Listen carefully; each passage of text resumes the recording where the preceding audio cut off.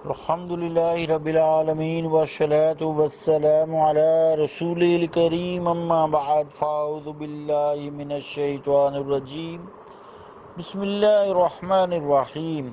عزیزان گرامی قدر، السلام علیکم ورحمۃ اللہ وبرکاتہ۔ سریہ ابی عبیدہ بن جراح رضی اللہ تعالیٰ عنہ کا تذکرہ چل رہا تھا اور ہم یہاں پہ پہنچے تھے جب آپ نے ادھار اونٹ کھجوروں کے عوض مجاہدین کے لیے خریدے تو حضرت عمر فاروق رضی اللہ تعالیٰ عنہ نے بھی انکار کیا، سختی سے منع بھی کیا۔ اسی طرح امیر مجاہد حضرت ابی عبیدہ نے بھی منع کیا۔ 3 اونٹ ذبح ہو گئے، باقی 2 بچ گئے۔ واپسی پر فرمایا کہ مجاہدین کی سواری کے کام آئیں گے، مجاہد باری باری ان پر سوار ہوتے رہے۔ یہاں تک ہم نے کیا تھا۔ تو عزیزان گرامی قدر، حضرت سعد بن عبادہ کو جب مجاہدین کی فاقہ کشی کے بارے میں علم ہوا تو انہوں نے اپنے بیٹے سے پوچھا کہ اس فاقہ کشی کی حالت میں تم نے کیا کیا؟ قیس نے بتایا کہ میں نے 1 اونٹ ذبح کیا اور اپنے ساتھیوں کو کھلایا۔ پوچھا پھر؟ کہا دوسرے دن بھی اونٹ ذبح کر کے مجاہدین کی خدمت میں پیش کیا۔ پوچھا پھر؟ کہا تیسرے دن بھی اونٹ ذبح کیا۔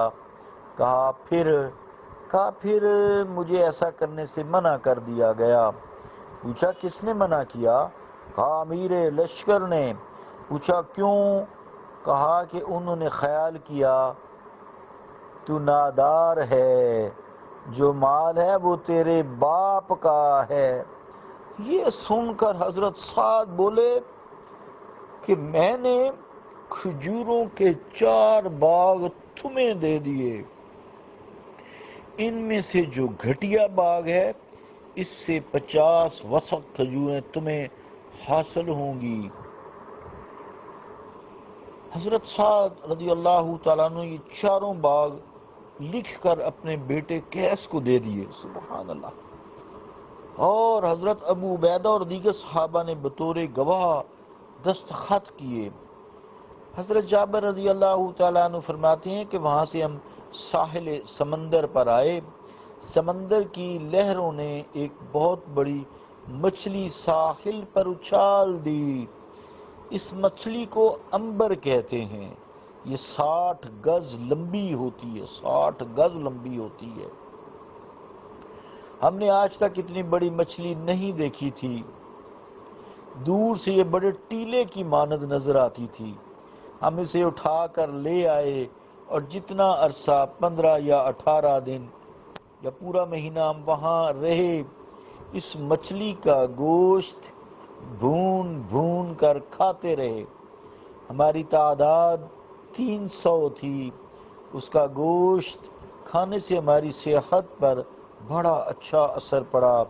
ہمارے چہرے سرخ ہو گئے اور بدن جو ہے بدن فربا یعنی موٹا تازہ ہو گیا۔ ہم اس کا تیل اپنے بالوں کو لگاتے تھے اور جسم پر مالش کرتے تھے۔ حضرت ابو عبیدہ رضی اللہ تعالیٰ عنہ نے اس کی 1 پسلی کھڑی کرنے کا حکم دیا۔ پھر اپنے لشکر میں جو سب سے دراز قامت تھا اس کو بلایا اور سب سے قدآور اونٹ منگوایا۔ اس پر اس مجاہد کو سوار کیا۔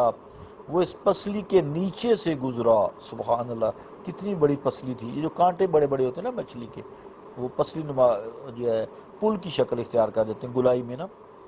اس کا سر اس پسلی کے ساتھ نہیں ٹکرایا، یعنی مجاہد اونٹ پر بیٹھا، پسلی کو کھڑا کیا گیا، اس سے مجاہد کو نیچے سے گزارا گیا تو پسلی یعنی اتنی اونچی تھی اس کی کہ اس کے ساتھ سر نہیں ٹکرایا۔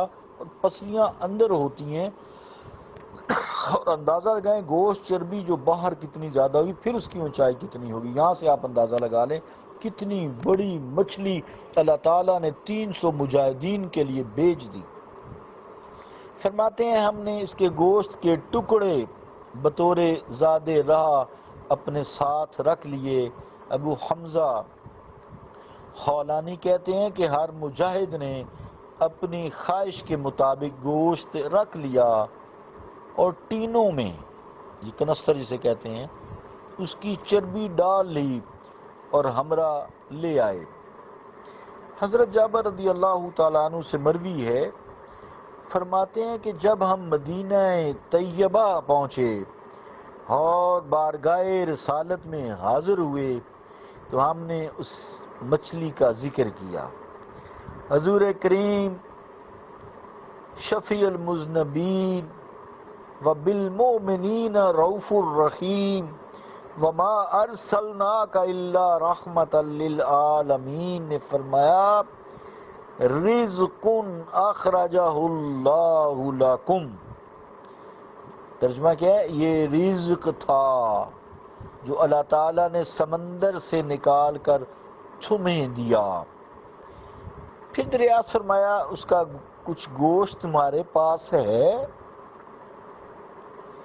فرماتے ہیں کہ ہم نے آپ صلی اللہ تعالی علیہ وآلہ وسلم کی بارگاہ اقدس میں پیش کیا اور گوشت سے آپ کی خدمت کی۔